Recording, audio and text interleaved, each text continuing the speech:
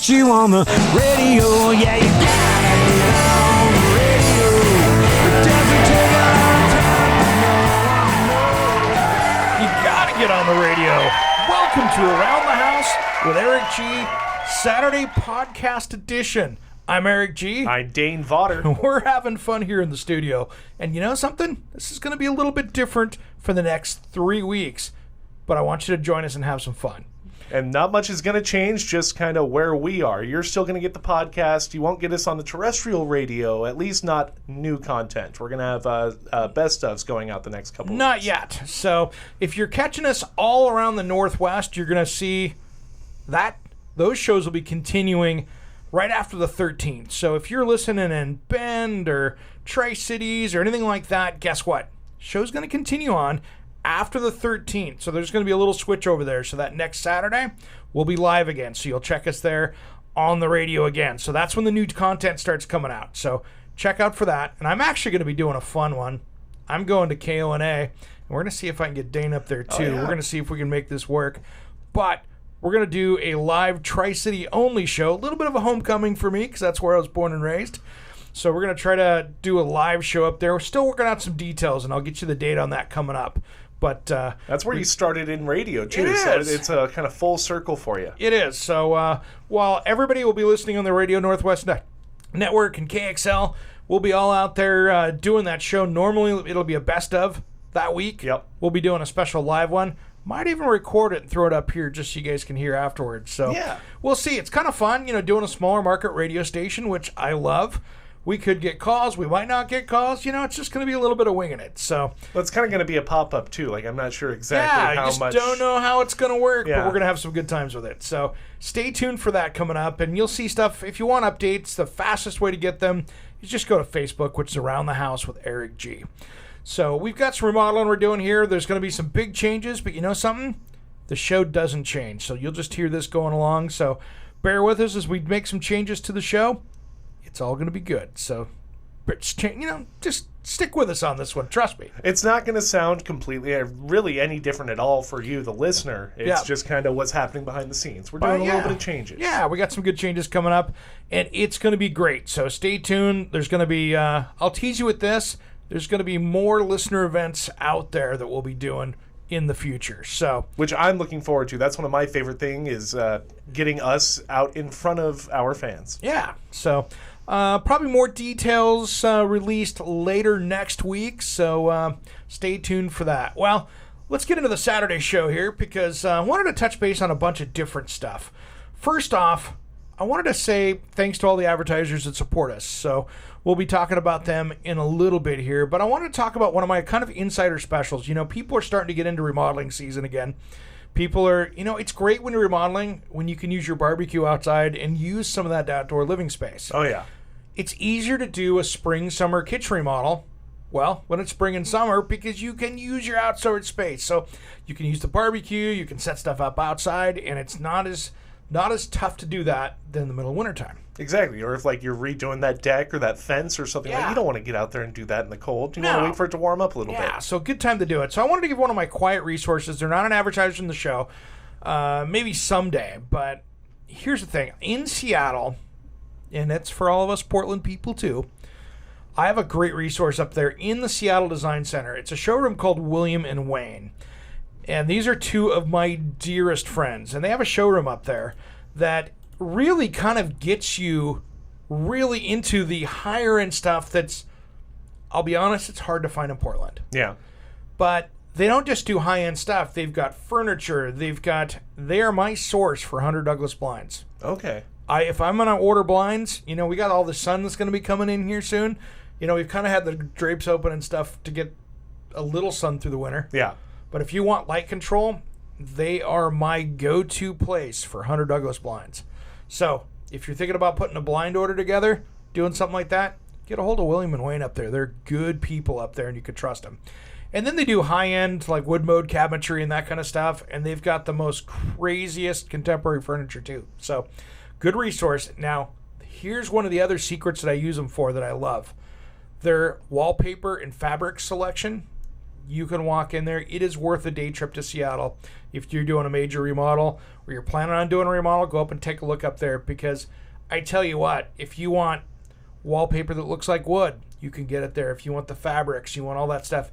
If you're looking to find fabric to redo furniture, they've got it hanging up there so you can touch it and feel it and see what it looks like. I was going to say, you showed me this website, and yes, think about all the things you just mentioned. You've got wallpapers, you've got furniture. This is a wonderful resource for almost any project that you're going to be doing in your home. And I see on the website they got a 30 to 50% off. Oh, hey, on get over there. Get up there. So anyway, how you're going to find these guys are super cool. WilliamandWayne.com. So check them out there. I'll be teasing them up on the website over the weekend as well, just to give that resource out there. But I tell you what, this is one of my places that I trust up in the Seattle area, and they will be happy to do business with you in Oregon as well and take care of you there. So anybody in the Northwest here, they ship all over the world. So it's a good resource, and they'll happily take care of you. So, and it's only a day trip. It's a day trip, couple hours up there, 3 hours up there if you fly Portland. like I do from Portland. Well, okay, so 4 hours maybe with traffic. But anyway, you know how it is up there. So, well, one thing I want to talk about coming up here before we go to our sponsors here, I've got some fun coming up, and I really, really am looking forward to this. So Greenworks has sent me a ton of outdoor tools. You were talking about this the other week, right? Yeah. So Greenworks is a battery and electric operated outdoor tool company.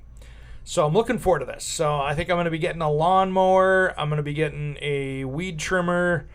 I think a leaf blower, and I think a like a hedge trimmer. Okay. And I am going to use these things hard and give you guys feedback and tell you what they are. I'm curious about that leaf blower to see just how much power that pushes out. Yeah. So all of these things are going to be kind of fun. I'm going to do some video reviews on it. You're going to see those up on social media. And so I've partnered up with Greenworks here because I want to put these things to the paces and see how they do. So I'm really looking forward to it. Because I tell you what, I got rid of my lawn care equipment here a few years ago. And, people are talking about like cutting the cord of the TV and saving money. I'm going to cut the cord with my lawn care guys who've been taking care of my lawn the last couple of years. And I got to that point, and everybody I think gets to that point at some point where you get there and you're like, okay, I need to replace all my yard care stuff. It's hammered, it's due. I'm tired of fighting it. Yeah. Am I going to go out and spend the money, or am I going to have somebody to do it? At the time, it was easier for me because I was working 3 million jobs at the same time and juggling all these different career things. I was like, I'm just going to spend the money to have somebody do it. But now I'm looking at it going, man, I can get battery-powered stuff. I'm not sitting there pulling on the cord 12 times trying to get the lawnmower started for the first time in the spring. Yep. I can hit the on button. And boom. I'm not smelling like gas after the whole time doing it. I'm not spilling gas trying to, I'm not running out of gas. Putting a funnel into it to try and get it in. Yeah, I'm not doing all these things. I'm not changing oil. I'm just doing stuff that I'm just making sure the blade's sharp. So the maintenance is less. I can charge it up and have it on the charger, get it ready to go. It's a 60-volt setup, and then I can use the batteries for all the different tools. And I'm like, I like this clean thing. So I'm looking forward to trying that and seeing how that works. So you're going to see me. I love my power tools. Now I'm going to play with some outdoor power tools that are cordless. So we're going to dive into that a little bit. Outdoor power tools with no power. Yes. Oh, but there's power. There is. There's lots of it. So that'll be fun. So stay tuned for that. And that's going to be kind of a fun one because there's so many things that you can do with the battery power tools. I want to see if I can mow my lawn on one battery. Exactly. That's something I was curious about. It's just like, say you have somebody with a big lawn, they don't have time to sit and charge it in between. No, but the cool thing is the batteries snap out, so you can have multiple batteries. Easy switch. So okay. Just like changing your drill battery out. Okay, yeah. Pop. Okay, 2 batteries, you can do it. So I've got a small to medium yard, so I'm very curious to see how that plays out and how that works. And then how long it takes the battery to fully charge as well would be another good thing to know. I'm going to play with all that stuff. So there's a lot of cool things, and I'm going to have some fun doing it too. So we might get a little goofy Get some videos on it or something maybe. Absolutely. We'll be doing some good there. So, all right, hey, let's run out to our sponsors real quick. Let's pay some bills. We'll be back in just a second. Hold it. Shh. Uh-huh. It's a clinker! Dadgummit. I think we all remember that furnace scene from the Christmas Story. Was that the last time you even thought about the maintenance of your heating and air conditioning system? Hey, it's Eric G from Around the House. Regular maintenance of your heating and cooling system is required to keep it working efficiently and not leaving you hanging. So mention Eric G sent you and get the spring tune-up special for just $119. For more information, visit pyramidheating.com. CCB 59382. Your foundation is scary. It is, and so many companies know it.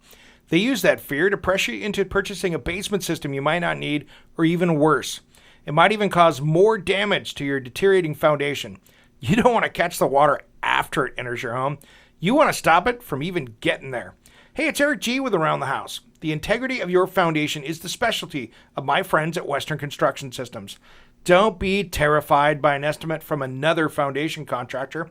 You won't find high-pressure sales tactics, but you will find honest and reasonable solutions for your foundation issues. Their team of experts specialize in basement waterproofing, foundation repair, drainage solutions, and earthquake retrofitting.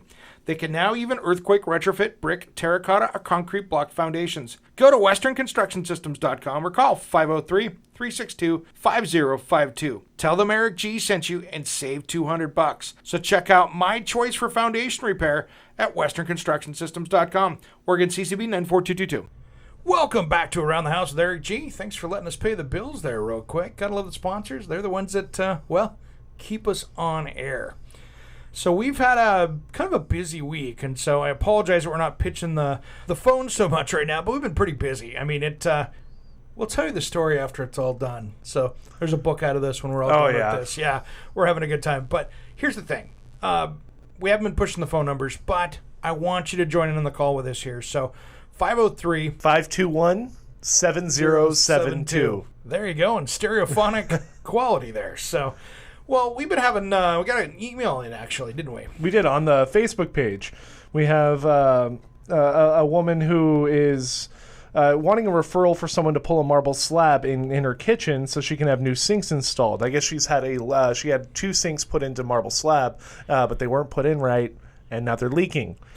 So that's a problem. So she also wants to refinish and seal the marble. It's white statutory Statutorio probably is what it is.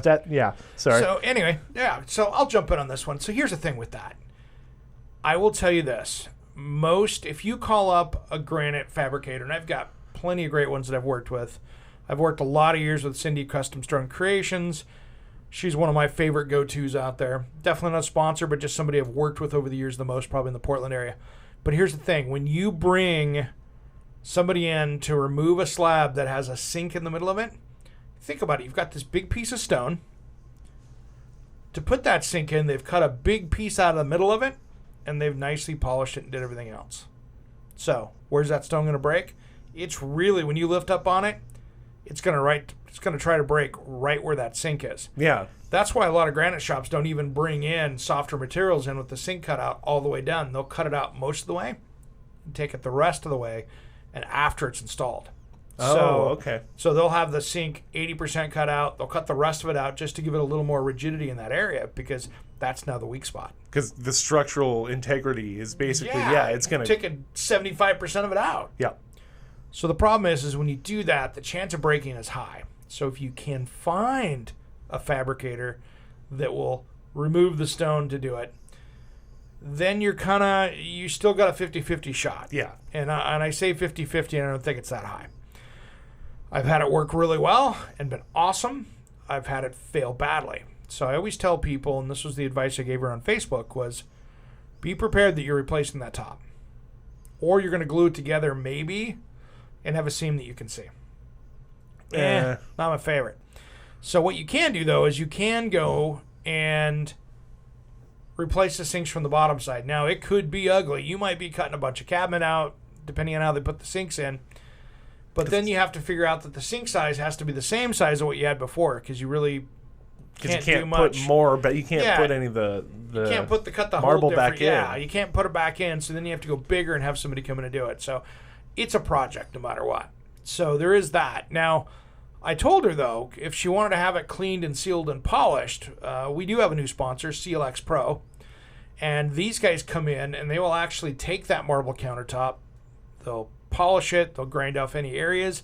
If you've got stains in it, they'll suck those stains back out of it. That's cool. So you can actually take and make what they call a poultice, and you put it over the top and put some plastic and stuff over it. And it will actually, as that dries, it'll suck the stain back out of it. So if you've got red wine stains on marble, or you've got oil stains, things like that, you can actually build up this little paste, and it'll suck it back out of the stone and kind of reverse it. And there's a lot of different processes with that, but you can go through and actually restore that marble back.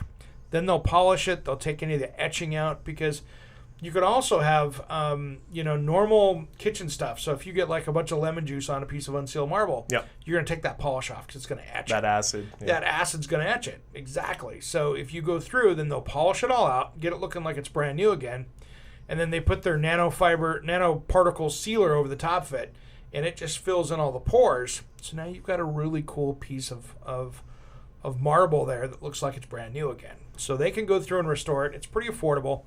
Those guys are at sealxpro.net. So seal, just like the animal, X marks the spot, and pro like the people that came out there. Sounds like the ad, doesn't it? That's because I did it. Because you wrote it. Yep. Probably hear the ad in the show at some point. So here's the thing, and that'll get you taken care of. Now, they also have something that's a bunch more expensive. And this is a high-end solution to a high... If you've got an area that you're just destroying, they actually have this is developed by the casinos in Vegas. Okay. So think of it as a laminate veneer. It's like the screensaver for your phone. Okay. Yeah. You put on the front. Keep it from being scratched or anything on it. Basically, and they put it over the countertop. Huh. It's a big screensaver, but it goes over the countertop and it keeps it from getting destroyed. So if you have that in a bathroom and you keep having to do it, it's expensive, but it will protect it. And it'll work. Yeah. So it does work. So there are solutions for that out there. So it's kind of cool. So basically what I'm hearing here is there's no real easy answer for replacing the marble with the sinks. Here's the thing. There's not. And here's the thing I'm going to tell you too. When you're out making choices of putting your countertops in, so if you're putting quartz countertop in, you're putting everything else, please do yourself a favor and buy the most expensive sink you can afford of the highest quality materials, because it is really difficult to go back and swap a sink out down the road. Sometimes they come in and they'll build up a wood subtop below. They'll drop the sink in from the top, and they sandwich in right over the top of that piece of stone. Now you got to go underneath and cut it out without hurting the stone from the bottom side. So you got to perform some surgery to get it out of there. So again, make the right choices on the front end. And I'm not giving her a hard time, but this is just great advice for everybody out there, is when you're making those choices, dig into that, because that's going to get expensive if you have to do it again. Well, and I can totally see people doing that. Like, oh, I really like this countertop, and we'll just get this sink, put it in. It'll be a placeholder for one down the line. No, it's not. Don't do that. Yeah, don't do that. It's going to be a huge mistake. So be careful with that. That's one of those things that could get you in a ton of trouble with that. So be careful. So, all right, I want to jump over to the thing that we all should be doing right now, because it has been a beautiful week. It's a little rainy out right now, but it's been a beautiful week. And the thing I want you to make sure of, it's a great time to go out and look for rot around your house. Yeah. No, we're not rocking around the house. We're looking for that rot around the house. Here's the thing. I was out there doing some cleaning this last weekend on my deck.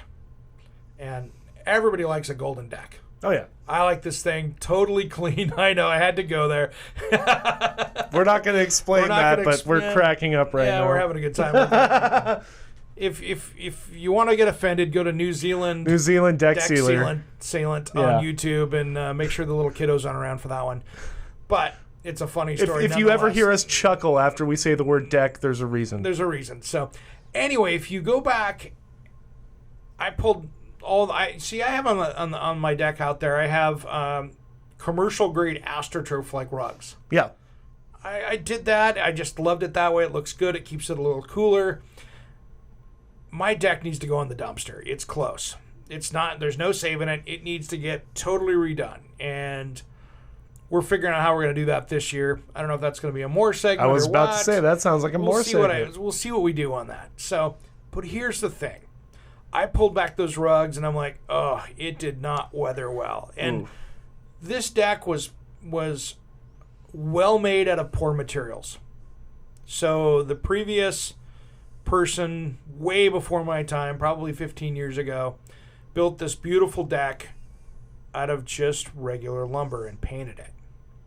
The problem is white wood is not treated. It's not meant for that. It ain't going to hold up. Not outdoors like that. Not outdoors like that. So I've got literally a 2x4 deck that is, every year I go through and replace 4 or 5 2x4s with the stuff just to get it going, because I'm not going to sit here and do the redo on the deck just yet. So I'm not even sure how long we're going to stay in this house. So it's one of those things that I got to figure out what I'm going to do with that. Is it worth it? Is it worth it? So here's the thing. Now is the time to go out and do that deck inspection. Take a look at it, because those wet spots where the moisture has been, it's a great time to check it out. We've had, winds. We've had on the east side, you get out in the other areas where you've had lots of snow. Seattle and Tri-Cities. Yeah, Seattle, Tri-Cities, Bend. That snow load can do some damage too. That snow sitting there, just moisture, and then the weight and everything else, that can cause you tons of problems. So I will put up on the Facebook page a couple different sites for you to take a look at, but there are deck inspection sheets that you can get from a lot of the safety people out there. It's really awesome. And so you can walk around and do a deck inspection and make sure that it's safe. So when you look at the deck, there's that main plate that attaches to the house itself. So if you've got a second story deck that you get up underneath it, and that is one of your biggest problems and where the biggest injuries occur, because so many people have built them wrong over the years. They've nailed them to the house. Well, nails pull away. Yep. So I either want to see big lag bolts or timber lags or any of those different new structurally rated bolts or heavy duty structurally rated screws holding that in there. And I want to see a couple of those on every single stud going up to in that where it's attached to it, and into the sill if you can get it wherever it's going. So I want to see that super well fastened. So that's one of the biggest things. Second of all, I want to make sure that the posts and stuff, that's all connected correctly. I want to see the joists hooked onto the beams onto the posts, post into the ground. I want to see the posts in concrete. I don't want to sit them on a deck block. I want to see things cross-braced. There's a lot of different things like that. And then go get a little rough on your handrails. Those are another thing. You'll have people up on the deck looking down at the kids in the yard. All of a sudden, you got 4 people leaning on the handrail pushing out. So let's call every person. You got 4 dudes with a beer in their hand sitting there leaning over that. Maybe they each have 150 pounds on it. And they've had a couple beers, so they're not really thinking about holding their own weight up. Yeah, guess what happens? You got people bailing off and taking the railing with it. So make sure that those are fastened in. Look for any kind of rot. Now, what am I going to do? You want to do this late summer again. I want you to do this. This should be done a couple times a year to make sure that things, when the wood's wet right now, it's a good time to check it.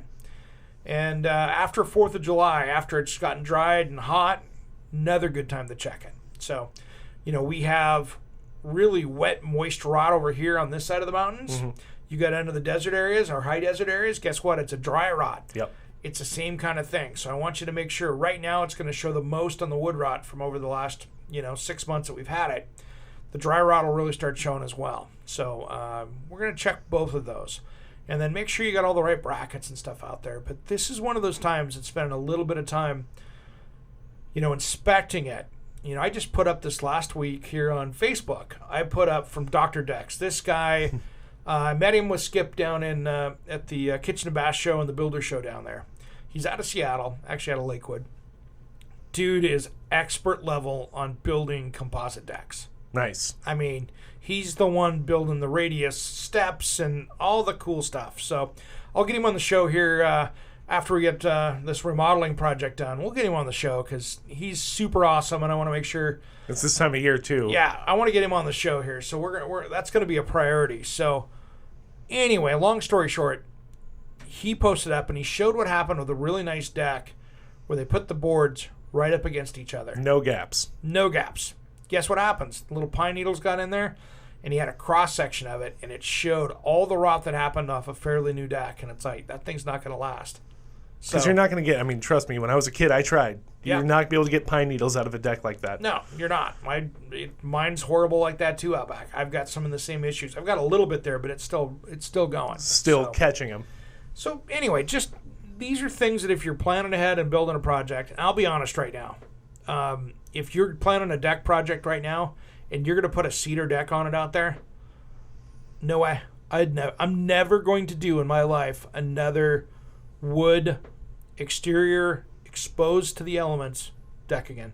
Even by if you seal it and everything? No. Don't want it? It's not. Here's what happened. I've done them before. And I know you like composite. You've talked about it. And I do, but I love the look of the wood. But I'll tell you what, I'm so sick and tired of having to finish that thing every 2 years. Yeah. I mean, I have used virtually every single finish out there. And I don't care if it's oil-based or water-based. I don't care if... I think there was at some point I had tried about... I think it was 6 or 7 of the different Consumer Reports, top rated. This is the one you want to use. Yeah, they don't last. It doesn't last long enough. 2 years I was needing it, especially when there's sun and weather and stuff on a non-covered area with a little bit of traffic. Nope, didn't work. Not worth the time. Not worth the time. So, never going to do that again. And composites have come a long way. You know, if the early composites with the Trex that were non-wrapped and they had the wood fibers in them, you had some problems with those. They didn't last as well. But just like anything, it's that first time of doing it, you know, of new composite stuff. They learned some lessons. I mean, I was sold on the point when it's like a 90-degree day out and you can still go out there and walk around barefoot and not burn your feet off. Yeah, that's some of that new heat technology. Yeah. And that is, I think it's moisture-sealed decking that has that. And so they were coming up with I heard they came up with we're trying some new technology, and that was one of the unintended consequences that it reflected heat and stayed cool. That's an awesome consequence. Yeah. Especially for being unplanned, too. Yeah, stumbled into it, and all of a sudden it works. So that is super cool for that stuff like that when you're trying to make that work. So, again, one of those things that if you do some research on the stuff out there, you know, there's a lot of great brands out there, but find the color you like, find the right fastening system, do it right. And then the other secret, if you're working on those decks out there this year, and we'll talk more about this when we bring Dr. Deck on here at some point. I got to reach out to him. We've talked about it a little bit. But long story short, what I want you to do is follow the directions on those materials because they tell you what your framing should be underneath it. I don't care if you're pulling a permit or not. Make sure that framing works with that material, and you'll be good to go. Nice. So that's one of the big keys with that. All right, that wraps up hour number 1 of Around the House with Eric G. This is our podcast edition. The Saturday podcast edition. So you might be hearing on the radio right now at Best Of. This is where you're getting the new content. Fresh content. All right. We'll be back with you in a little bit for hour number 2. Thanks for listening. We're all